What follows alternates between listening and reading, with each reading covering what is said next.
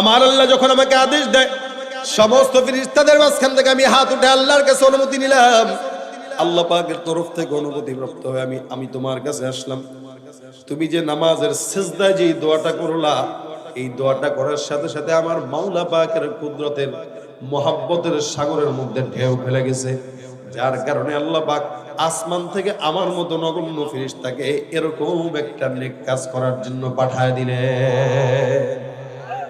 আচ্ছা বলেন, ১,৫০০ বছর আগে একটা ফেরেশতাকে দিয়ে আল্লাহ পাক একজন বান্দাকে বাঁচাইলেন, সেই আল্লাহ এখনো আছে, ফেরেশতাও আছে, মানুষও আছে, জমিনও আছে, নাই শুধু মানুষের তাকওয়া আর ইখলাস। না তো এখনো যদি আমরা চাই, আল্লাহ কি দিবে কি দিবে না?